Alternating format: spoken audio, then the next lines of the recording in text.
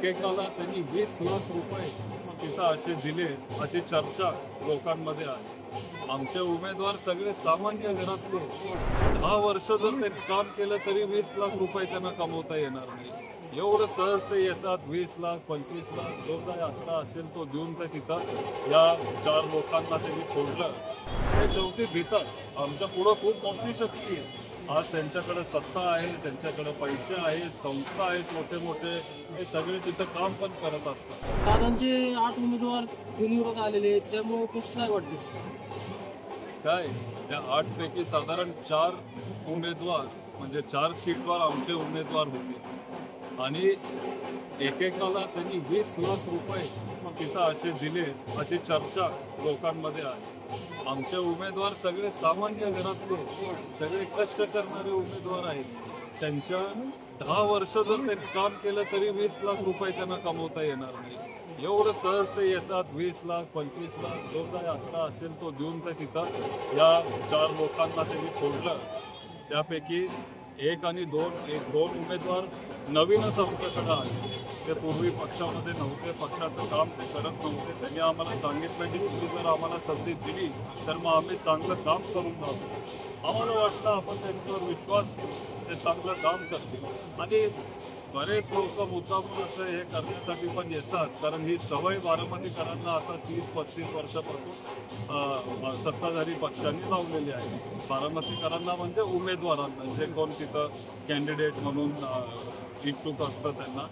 दुसरं म्हणजे एकतर पैशाचा वापर मोठ्या प्रमाणात केला गेला, दुसरं हे सगळे नोकरी करणारे आमचे उमेदवार आहेत, तुमचा छोटा व्यवसाय। आता मनोज जो आमचा इथं उमेदवार आहे तिथं रिक्षा तिथं चालतो, तो तिथं दूधची डिलिव्हरी वगैरे करतो। जेवढं त्याला शक्य असतं तो लोकांमध्ये असतो। जर कुणाची काय अडचण असेल, कुणाची काय लाईट तुटली असेल, काही रस्त्यावर काय प्रॉब्लेम असेल, कोविडमध्ये त्यांनी तर सगळ्यांना दूध फुकट दिलं, घरपोच दूधची डिलिव्हरी तो तिथं करत असतो।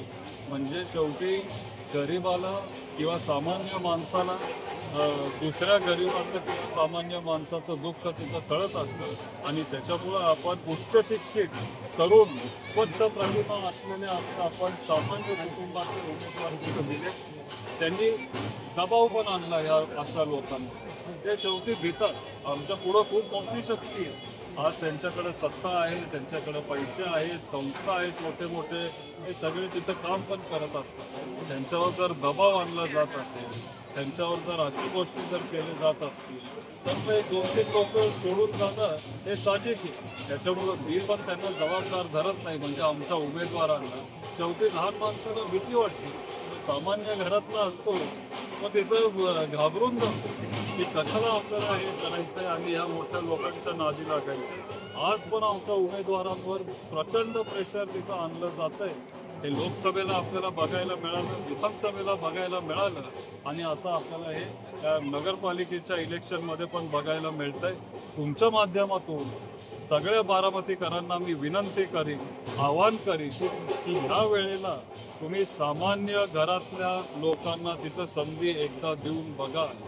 हे पण उच्च शिक्षित आहेत, लोकांमध्ये राहतात आणि जर आपल्याला इथं लोकशाही जिवंत ठेवायची असेल, जर आपल्याला एक चांगला मजबूत विरोधी पक्ष इथं जिवंत ठेवायचा असेल तर मग राष्ट्रवादी काँग्रेस शरद पवार साहेबांच्या जास्तीत जास्त उमेदवारांना तुम्ही तिथं निवडून द्या। हे तुमच्यातली लोक आहेत, माणसांमध्ये राहणारी लोक आहेत, तुमच्या अडचणी काय आहेत ह्या लोकांना चांगलं माहिती आहे।